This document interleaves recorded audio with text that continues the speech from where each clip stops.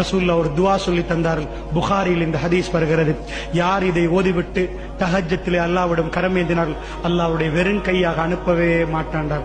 லா இலாஹ இல்லல்லாஹு வஹ்தஹு லா ஷரீக லஹு லஹுல் முல்கு வ லஹுல் ஹம்து வ ஹுவ அலா குல்லி ஷைஇன் கதீர் வல்ஹம்துலில்லாஹி வ சுப்ஹானல்லாஹி வ லா இலாஹ இல்லல்லாஹு வல்லாஹு அக்பர் வ லா ஹவ்ல வ லா குவத்த இல்லா பில்லாஹ் என்று யார் தஹஜ்ஜத்திலே எழும்பி 2 ரக்காத்துகள் தொழுதுவிட்டு அல்லாஹ்விடம் கையேந்தினார்கள், அல்லாஹ் மீது ஆணையாக அவரை வெறும் கையோடு அல்லாஹ் அனுப்ப மாட்டான் என்றார்கள் ரசூலுல்லாஹி ஸல்லல்லாஹு அலைஹி வஸல்லம். அல்லாஹ்வுடைய நல்லடியார்களே, அல்லாஹ் ரப்புல் ஆலமீன் முதல் வானத்துக்கு இறங்கி என்னுடைய அடிமைகளே நீங்கள் பாவ மன்னிப்பில் ஈடுபடுகிறீர்களா என்று கேட்கிறான் என்றால் அந்த மன்னிப்பில் ஈடுபடுவதற்கு நாங்கள் தயாரா? இன்னொரு ரிவாயத் வருது, லா இலாஹ இல்லா அன்த சுப்ஹானக இன்னி குன்து மினல் ஸாலிமீன் என்று சொல்லி யார் அல்லாஹ்விடம் நெருங்குகிறார்களோ அவர்களுக்கு அல்லாஹ் கொடுப்பான் என்கிறார். அதோடு ரசூலுல்லாஹ் மீது ஸலவாத்து சொல்லி நீங்கள் இந்த இரவுகளில் அல்லாஹ்விடம் நிறைய கேட்கலாம்.